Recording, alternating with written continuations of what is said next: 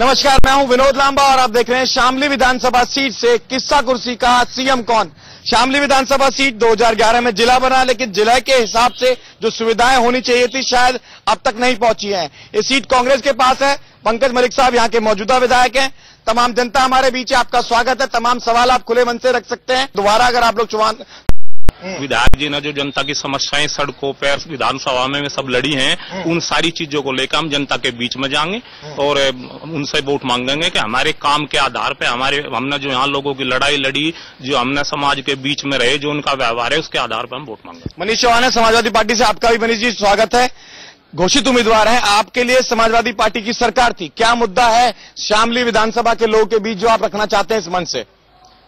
जो समाजवादी पार्टी ने जो बीते 4 साल में जो भी विकास कार्य किए हैं, चाहे वो सड़कों के हैं, चाहे वो नलकों के हैं, या लोहिया आवास योजना है, चाहे वो एम्बुलेंस सर्विस है, जिस तरह की तमाम सुविधाएं माननीय मुख्यमंत्री जी ने और समाजवादी पार्टी सरकार। जिले का सवाल भी आपसे ले लें। पिछली सरकार जिला दे गई थी, लेकिन जिले के जो अधिकारी हैं आज भी किराए की बिल्डिंगों में बैठते हैं। नहीं, उसके लिए पैसा आ चुका है और मंजूरी काम चल रहा है। किन मुद्दों पर बीजेपी चुनाव लड़ेगी इस विधानसभा में? पहला मुद्दा होगा भ्रष्टाचार का। आज के समय में केंद्र में भ्रष्टाचार बिल्कुल खत्म हो चुका। दूसरा मुद्दा होगा, यहाँ 10 साल से विकास के नाम से कुछ भी काम नहीं हुआ। अभी 5 साल पहले जो गवर्नमेंट है, अभी जो गवर्नमेंट चल रही है, इसने जो वादे किए थे उसके वादे पूरे नहीं हुए। गठबंधन की हमसे ज्यादा जरूरत इन लोगों को है। अच्छा, ये आप सोच कर रहे हैं? बिना हमें बता कोई किस्सा है ही नहीं यहाँ कुर्सी का। बिना हमारे कोई किस्सा यहाँ कुर्सी का नहीं है। ये जरूरत इनकी है। वरुण, एक बार आप इधर आ जाइए। 3-4 मुद्दे मुझे बताइए जो यहाँ सबसे ज्यादा मैटर करेंगे अगले विधानसभा चुनाव में। देखिए, सबसे बड़ी बात तो यहाँ पे शामली में शिक्षा की बहुत कमी है। अगर डिग्री कॉलेज की बात की जाए या बड़ी शिक्षा डिग्री कॉलेज की कमी है और रोजगार नहीं है यहाँ पे। यहाँ का जो बच्चा है पढ़ा लिखा हो, चाहे बेरोजगार है और दिल्ली जाता है, हरियाणा जाता है रोजगार के लिए। ये सबसे बड़े मुद्दे हैं यहाँ। एक जो बात थी कि भाई जिला तो बन गया, जिले के हिसाब से सुविधाएं हैं आप लोगों के पास की नहीं है, ये सवाल होना चाहिए। ठीक है, अब सवाल शुरू कर लेते हैं। यहां से शुरू कर रहा हूं, आप लोग शांति बनाए रखिए। 5 सवाल पहले यहां से ले लेता हूं, फिर यहां मैं आ जाऊंगा सर आपके पास। थोड़ा यहां से शुरू करता हूं। बुजुर्ग हैं, सम्मान में आपसे ही शुरुआत करते हैं जी। देखो जी, भ्रष्टाचार की बात जहां तक है, न तो कोई सरकार इसे हटा सकती, न हटाया न हटावे। सारी निगम्मी पार्टियां हैं। अच्छा, भ्रष्टाचार के बारे में इसका कोई जवाब नहीं। ठीक है, बस भैया कोई उम्मीद नहीं है आपको ना किसी उम्मीद? तो नोटा दाबोगे क्या? बिल्कुल। अच्छा, ये नोटा दाबेंगे। और सवाल है भाई किसी का? जी पूछे आप। हम मौजूदा सरकार के जो प्रतिनिधि बैठे हैं उनसे पूछना चाह रहे, चीनी इतनी महंगी हो रही और फिर भी किसानों का पेमेंट नहीं हो रहा, क्या समस्या है? कोई पैसा नहीं आ रहा और ना कई साल लोग का रोक कर कंगाल घोषित। चलो, किसानों का मुद्दा है, पेंडिंग क्यों है भाई, जवाब दो। विकास के नाम पर इन लोगों के पास न तो कोई योजनाएं है, ना इनको पता कि विकास करना किस दिशा में है। यहाँ ना सड़कें हैं, ना बिजली है, ना पानी है, ना शिक्षा है, ना चिकित्सा है, ना रोजगार है, ना सुरक्षा है। ये बन गया क्राइम जोन, ये बन गया एक्सीडेंटल जोन। ध्यान से सुने भाई आप, क्राइम जोन बन गया है। शामली को बाईपास की जरूरत है। इस समाजवादी पार्टी सरकार ने बाईपास कैंसिल कर दिया। शामली में 24 घंटे जाम लगा रहता है। शामली में बलात्कार हो रहे हैं। शामली के व्यापारियों को रोजाना चिट्ठियां आती है पैसा वसूल करने के लिए। यहाँ गुंडागर्दी हो रही है, खुलेआम रंगदारी वसूली जाती है, सब कुछ हो रहा है साहब। यहाँ आप जानकारी लीजिए, जिलाधिकारी महोदय से बात करिए। आप सिर्फ किसानों ने जिन्होंने जबरदस्ती करके जो मुआवजा नहीं लेना चाहते, आज सिर्फ 21 किसान ऐसे हैं जो मुआवजा नहीं लेना चाहते हैं। उनमें से सुनिए बात 1 मिनट। सरकार सिर्फ उनको भी दो भाई। सरकार जबरदस्ती किसी से जमीन नहीं खरीद वो छीन सकती है। आज अगर सरकार जबरदस्ती यहाँ जमीन छीन लेगी, कल को फिर आप ही लोग धरने पे बैठेंगे कि जबरदस्ती हम लोगों की जमीन छीनी है। जिला बन गया ना सर। 4.5 साल में अगर ये मामले सॉर्ट आउट नहीं होंगे, नहीं कहाँ हो गए हैं, नहीं हुए। जिले के हिसाब से आपकी सरकार बिल्डिंगें अभी किराए पे चल रही हैं। लॉ एंड ऑर्डर किसके पास होती है, सख्ती कौन करेगा? पुलिस प्रशासन किसके हाथ में है? प्रदेश सरकार के हाथ में है ना। जिम्मेवारी उनकी होती है कि उसको कंट्रोल करेंगे। लॉ एंड ऑर्डर यहाँ किसी नाम की चीज नहीं है। यदि चिट्ठी एग्जाम्पल के साथ बताओ, यहाँ का शामली का कोई मामला हो तो बताओ। अखबार में, पूरे अखबार में 20 आदमियों का प्लान का था, उनके पास चिट्ठी थी, सब कुछ था। सब कुछ की बात कर रहे हैं आप? कह रहे हैं शामली में ही है। बिल्कुल ठीक बात। हाँ, शामली की भी ऐसी चिट्ठी है जो चिट्ठी आई हुई है और उनका कोई जवाब नहीं है, उनकी कोई गिरफ्तारी नहीं है। गुंडे हैं वहाँ जो पाकिस्तान से बैठ तक धमकी देते हैं यहाँ तक। इतना जो गुंडा तंत्र है वहां, उसकी वजह है, उसको राजनीतिकरण हो सकता है। ये इतना कहना आपका ठीक है कि राजनीतिकरण है। हत्या कर दी गई, उन लोगों को सरकार ने मुआवजा देने की बात करी थी, उन्हें नौकरी देने की बात करी थी, जिनकी हत्या हुई, जिनकी पीड़ित परिवार की पत्नियों को, उनको उन्हें आज तक किसी ने सुध नहीं ली। 5 लाख की घोषणा करके 1 लाख रुपए दे रहे हैं। मुझे बता सर, मैं आ रहा हूँ आपके पास, इतने उत्तेजित में हुई है, ठीक है। मारते 20 लाख 1 घंटे में, हमारी लोंडी छेड़े, हमने गोली मार दी 20 लाख रुपए एकदम 1 घंटे में ही, उसे घोषणा होगी। और हमारे 3 मार दिए, उन्हें 1 लाख के भेदभाव के साथ मुआवजा मिला, सारा ही भेद, यू तो देख सारा ही भेदभाव। यहाँ पे क्राइम व्यवस्था इतनी बिगड़ रही, इन्हीं के ऊपर जो समाजवादी पार्टी का कैंडिडेट है, इन्हीं के ऊपर पुलिस वालों ने रिवॉल्वर ताड़ ली थी। हम कहा था सुरक्षित हो जाएंगे चौहान साहब, हाँ चौहान साहब पे, और चौहान साहब ने मेरी सुनो, चौहान साहब ने उन्हें जान से मारने की धमकी दी, मेरे पास वीडियो भी है। हम लोग ने 2 पक्षों का समझौता करवाया। हम लोग थाने में पहुंचे, हम थाने में जाके हमने कहा भाई दोनों का झगड़ा हुआ था, इनका फैसला हम आपको सौंप रहे हैं, आप ये कर दीजिए। तो वहां पर एक एसआई थे, उन्होंने जाति सूचक वर्ड मेरी कास्ट के बारे में मुझे कहा कि तू कौन है फैसला, वो ड्रिंक किए हुए था उस टाइम, और उसने बदतमीजी मेरे साथ करने की कोशिश की। जब उसने बदतमीजी की, ये लोग इसलिए भड़के क्योंकि ये वहां मौके पर थाने में थे। ठीक है, फिर क्या हुआ? तो उसके बाद वहां पर मेरी और उसकी, वो खैर निकल गया वहां से, तो सीईओ के सामने देखिए हमें कोई चोरी नहीं, वहां पे कहासुनी हमारी हुई, और हम चाहते तो हम उसमें कुछ हो सकता था वहां जो मर्जी, क्योंकि मेरे सामने खड़ा था वो, हम भीड़ के साथ थे, लेकिन हमें पता है हम लोग समाजवादी पार्टी के हैं, हम जिम्मेवार हैं। यहाँ पर मेन प्रतिनिधित्व करता है यहाँ का व्यापार, और चूंकि व्यापार यहाँ पर सफर कर रहा है, ये मेन कारण है कि यहाँ से ये सब प्रॉब्लम्स आ रही हैं। इसमें एक मेन जो प्रॉब्लम है वो स्टेट गवर्नमेंट से हम चाहते हैं कि टैक्सेशन शुड बी इक्वल, क्योंकि यहाँ पर टैक्स सबसे ज्यादा है, व्यापारी ज्यादा पीड़ित हो रहे हैं, व्यापारी टैक्स ज्यादा है, टैक्स बहुत ज्यादा है। हरियाणा पास में है, दिल्ली पास में है, जिसकी वजह से यूपी का बिजनेस। वही टैक्स का मुद्दा है, किसानों का मुद्दा है। शामली विधानसभा सीट से कैमरामैन प्रकाश तिवारी के साथ विनोद लांबा, इंडिया न्यूज।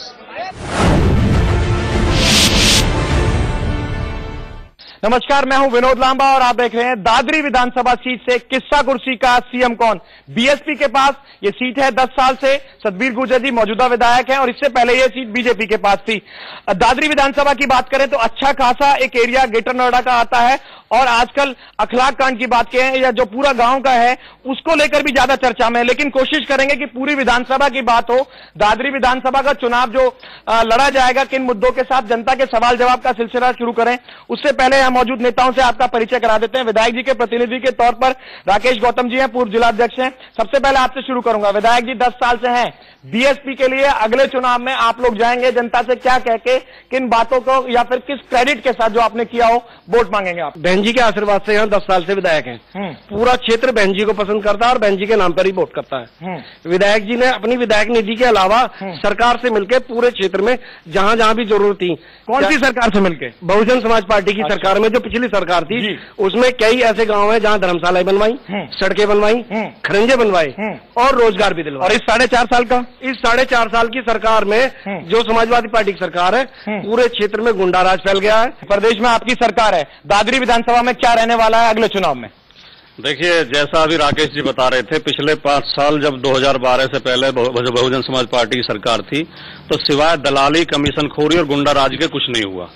कोई विकास क्षेत्र में हुआ नहीं। पिछले 5 साल में समाजवादी पार्टी ने ऐतिहासिक काम किए हैं विकास के। आज मैं व्यापारियों के लिए भी कहना चाहूंगा, यहाँ पे इनकम टैक्स के लगातार इतने छापे पड़ रहे हैं जब से बीजेपी की सरकार आई है। आप किसी भी व्यापारी से पूछ सकते हैं क्या हालत है यहाँ पर जो है। प्लस अगर हम बात करते हैं सपा और बसपा की, तो सपा और बसपा दोनों के दोनों मिले हुए इस क्षेत्र के लिए कोई विकास की बात नहीं करते हैं। मेरा कहना ये, जैसे सतबीर जी है, इन्होंने अपने रिश्तेदार को जमीन दी है और जो लीड कराई है। अच्छा। और सबसे बेटा कौन से रिश्तेदार को दी है? ये गजराज सिंह है। अच्छा। और करतार सिंह है। अच्छा। क्या इनको जमीन दी है, लीड कराई है। हाँ। और बादलपुर खिंचौने कुछ नहीं। मेरा सवाल है राकेश गौतम जी से। हाँ। वो कह रहे हैं कि सतबीर गुर्जर जी हमारे यहाँ क्षेत्र में लगातार घूमते रहते हैं। आप ये बताइए, दादरी में नहर बाईपास है। नहर बाईपास आपका जो नगर पालिका के सामने से रोड गया है, 2 किलोमीटर का रास्ता है।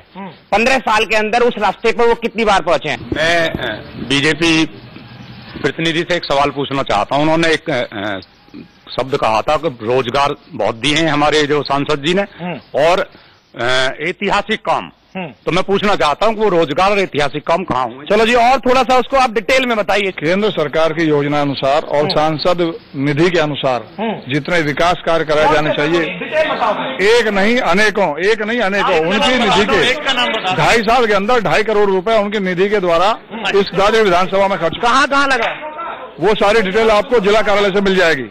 पहला दादरी का हमारा सरकारी अस्पताल जो 50 साल से पहले बना था और अब भी इसी जगह स्थिति में पड़ा। 7 बेड की परमिशन है, वहाँ कोई सुनवाई नहीं, दवाई मिलनी नहीं मिलनी है, भर्ती की कोई प्रक्रिया नहीं, कोई सरकार केंद्र में। भाटी साहब, इसका जवाब थोड़ा आप भी दे दीजिए, आप गिनवा रहे थे अखिलेश जी का बहुत ध्यान है इधर। कोई भी नहीं। फिर दूसरी बात यह है, मेरे सारे भाई बैठे हैं, बसपा सरकार रही 5 साल, हमारा कोई विकास नहीं हुआ न। यहाँ पे गृह जनपद में अस्पताल बनना चाहिए था, नोएडा में बना। समाजवादी पार्टी की सरकार ने जो निर्णय लिया है, एक तो मुआवजा 35 लाख 7 लाख से बढ़ा के 35 लाख किया, 5 गुना मुआवजा बढ़ाया। दूसरा ये निर्णय लिया किसी भी किसान की जमीन जबरदस्ती नहीं ली जाएगी। ये तो जनता भी जानती है कि जब सपा सरकार आती है तो अपराध का ग्राफ बहुत तेज गति से बढ़ जाता है। ये झूठ बात है, भ्रष्टाचार और अपराध का ग्राफ झूठ बात है, कतई झूठ बात है। सारे जनप्रतिनिधि कह रहे हैं समाजवादी के कि थाने बने हुए हैं, थाने तो बहुत बन जाओ, सब थानों में कोई भी चला जाओ, कोई भी पीड़ित चला जाओ, थाने खाली पड़े रहते हैं। यहाँ दादरी विधानसभा में एक गांव में बिछाड़ा, जो कि अंतर्राष्ट्रीय नाम ख्याति प्राप्त कर गया, मुद्दा बना हुआ है। उसमें कोई घटना हुई 1 वर्ष पहले, वो घटना थी, उस घटना जिन्होंने घटना की उनको दंडित किया गया, न्याय उनकी बिना जांच किए हुए उनको दंडित किया गया। जो पूर्व में सरकार रही थी मुख्यमंत्री मायावती जी, मैं स्वयं उसका लूटा हुआ बैठा हूँ। जैसे हमारी जमीन को अधिग्रहण किया और बाबुल सिंह कुशवाहा ने बताया, वहाँ के सचिव ने साफ शब्दों में बता देना चाहता हूँ कि सरकार 1 वर्ग मीटर पे 1 वर्ग मीटर पे 5,000 रुपए खाती है सर मामला तो नहीं, कहीं कोर्ट में कोई विचाराधीन नहीं है, खाली नेतागिरी हो रही है। और ये अगर सुनो, दूसरी बात मैं बता दूं, इस जिले को बनाया बहन जी ने था, इस जिले का विकास बहन जी ने किया था। यहाँ की अब किसने क्या विकास किया था यहाँ की जनता तय कर लेगी। फिलहाल दादरी विधानसभा सीट से कैमरामैन प्रकाश तिवारी के साथ विनोद लांबा, इंडिया न्यूज।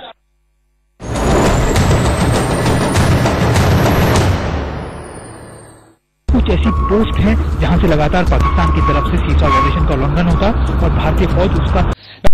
विनोद लांबा और आप देख रहे हैं गौतम बुद्ध नगर जिले की नोएडा विधानसभा सीट से किस्सा कुर्सी की ये सीट बीजेपी के पास है। बिमला बाथम जी यहाँ की मौजूदा विधायक हैं। कौन से 3 बड़े काम अपने गिनवा सकते हैं? हालांकि आप बाई पोल में जीती हैं, उससे पहले के जो बीजेपी लेके जाएगी जनता के बीच इस नोएडा विधानसभा में। देखिए, वैसे तो आप समझ सकते हैं कि हम विपक्षी पार्टी के हैं, तो बहुत सहयोग नहीं मिला हमें सरकार से, लेकिन फिर भी जितना करा सकते थे। सेंटर में तो मैम पावर में है ना, फिर भी नहीं, सेंटर यहाँ यूपी में लागू नहीं होता ना कोई भी चीज। विधानसभा की अगर आप बात करते हैं विधायक निधि की, तो मेरी 4.5 करोड़ हमें विधायक निधि मिली है 3 टर्म की हमें, और उसकी मैंने मुश्किल से कुछ पैसे बचे होंगे, बाकी सारे हमने नाली, खलंजा, लाइट, इस चीजों में लगा दिए हैं। जो भी शौचालय, इसका मैं हिसाब आप सबको दूंगी प्रेस कॉन्फ्रेंस करके बाकायदा। नोएडा में माननीय मुख्यमंत्री जी ने ऐतिहासिक काम कराए हैं, विकास कार्य, और ऐसे पहले माननीय मुख्यमंत्री जी हैं जिन्होंने मेट्रो को लाने का काम, यहाँ के एलिवेटेड रोड बनाने का काम और यहाँ के अंडरपास बनाने का काम, और यहाँ पर इतना बड़ा सब्जी मंडी का हब बन रहा है, किसी का ध्यान नहीं गया। हमारा यहाँ पे एक लॉ एंड ऑर्डर है, शिक्षा की कमी है, शिक्षा में यहाँ पे सारा व्यवसायीकरण हो चुका है, यहाँ पे स्वास्थ्य की कमी है, स्वास्थ्य सेवाओं की कमी है। हमारे मुख्यमंत्री जी ने 100 नंबर डायल करने को और 108 नंबर डायल करने की पूरी योजना बनाई है। नोएडा में ट्रैफिक का जो व्यवस्था बिल्कुल बिगड़ा हुआ है, उसमें से रास्ता नहीं बन रहा, लोग को आने जाने के लिए रास्ता नहीं जा पा रहे, लोग उसमें साइकिल स्टैंड बना दिया सरकार ने, उससे पब्लिक बहुत परेशान है। मुआवजे की भी लड़ाई है और बीमारी से लोग मर रहे हैं गाँव में, गंदगी की वजह से, ना कोई सफाई है ना कोई व्यवस्था है। प्राधिकरण के अधिकारी पूरे भ्रष्ट हैं और भ्रष्टाचार का आलम ये है कि नोएडा पूरा बर्बाद कर रखा है इन्होंने। नोएडा विधानसभा सीट से फिलहाल किस्सा कुर्सी में कैमरामैन प्रकाश तिवारी के साथ इतना ही।